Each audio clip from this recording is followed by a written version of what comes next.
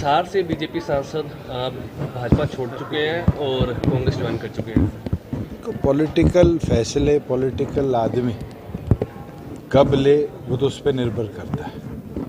मेरे 1 साल से जो निर्णय नहीं ले पा रहे थे, अंत में उन्होंने निर्णय लिया, तो इनकी सोच है जिसके प्रति वो गए हैं। और भगवान उनकी सोच को, मैं तो ये कहूँगा कि अपना आशीर्वाद दे कि उनने जो कदम उठाया है वो किस सोच के साथ उठाया है और क्या वो आगे करना चाहते हैं। हिसार छोड़ के भागेंगे, हिसार रुकेंगे, सोनीपत भागेंगे, ये तो समय बताएगा। कंडा निकल गया आपका?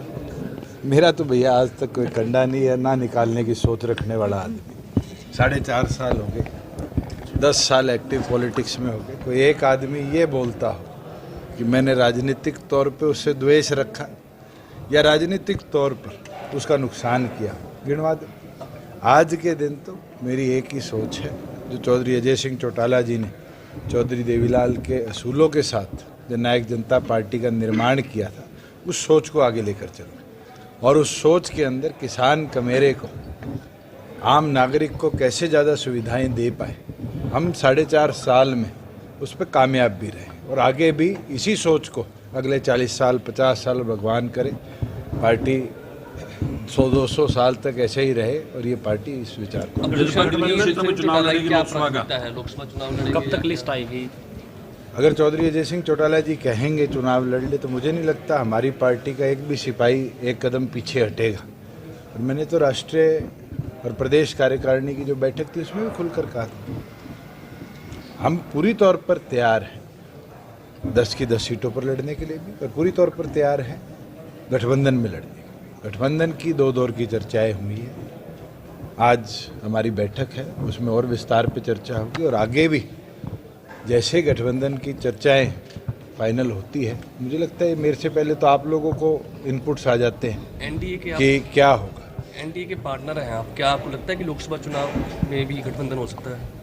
मैं तो आज भी मानता हूँ एनडीए का जिस तरह विस्तार हो रहा है, टीडीपी कल एनडीए में आई है और छोटे छोटे दल जैसे आरजेडी आया था, आरएलडी आया था, आज एनडीए का कुनबा बढ़ रहा है। और आने वाले भविष्य के अंदर भी मुझे उम्मीद है कि और भी सहयोगी दल जो अभी तक एनडीए में नहीं है, पहले थे, उनको भी हम लाने का प्रयास करें। हिसार से कितना पक्का दावा है आपका, अगर गठबंधन होता है तो हमारी चॉइस बड़ी क्लियर है। चौधरी अजय सिंह चौटाला जी ने अनेक बार कह दिया है कि हिसार और भिवानी महेंद्रगढ़ लोकसभा से पार्टी अपनी तैयारी करे। 2 हमारी प्राथमिकता है और उन प्राथमिकताओं के साथ हम 10 की 10 सीटों पर भी काम कर रहे हैं। 6 लोकसभा हमने कवर कर ली और 13 तारीख को 7वीं लोकसभा का हम नव संकल्प रैली का जलसा करेंगे। और उस दौरान पार्टी की गतिविधि जो हिसार लोकसभा में हुई है, जिस तरह विकास करा है, उसका जनता के आगे भी ब्यौरा रखेंगे। अगर गठबंधन होता है तो हिसार या भिवानी सीट ही मांगेंगे, क्या वो और भी मांग रहे हैं? देखो, हमारी प्राथमिकता है, वो तो अलायंस में बैठ के चर्चा होगी, कौन सी मिलेगी कौन सी नहीं मिलेगी, वो कौन सी लेना चाहेंगे।